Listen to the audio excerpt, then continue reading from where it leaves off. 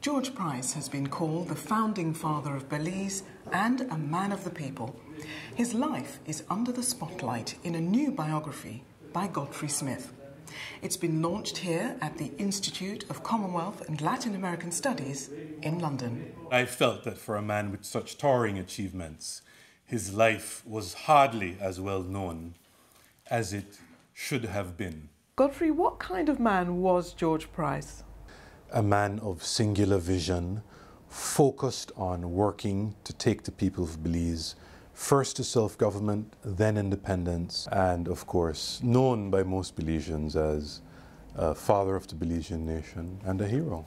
Ladies and gentlemen, as some of you may know, my connections with Belize go back into the 1950s. Lord Michael Ashcroft spent his childhood in Belize. Well, I was at school in what was then British Honduras in the 1950s, and I can't recall seeing George Price, but I was certainly well aware of his name.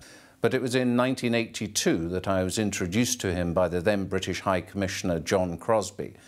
I was immediately impressed with him, the way he handled himself, his humility, a man who immediately you felt you could develop a relationship with, a man that you felt you could instinctively trust. Price was an uncompromising opponent of colonialism. He did not wish to accommodate or compromise. He was strident and militant. How did the British view George Price? Well, certainly a thorn in their side. I would say the fight against colonialism has ended, and the British have done very honorably by carrying out the process of decolonization. Well, he was the driving force that drove Belize to statehood, and he led that through. He led it through peacefully. He encouraged investment in Belize. He was a friend of people like Jimmy Carter, Pierre Trudeau of Canada. He was the greatest quiet man that Belize and perhaps even the Caribbean has seen in political terms. The biography assesses George Price's place among post-colonial Caribbean leaders like Michael Manley and Eric Williams.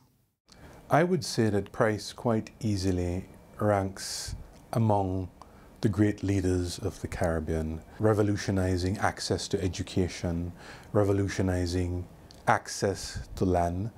Among the leaders, he, I think, exhibited the least bit of contradictions. Price lived his life in utter defiance of materialism, owning one suit for all his life, no appliances, and a genuine stoic and ascetic. He took the country to independence. He had a singular vision that he achieved, and in comparison to almost any other Caribbean leader, I think that he is equal and in some ways surpassing them. Although George Price hasn't been as prominent as other Caribbean leaders, there's no doubt he's earned his place alongside them.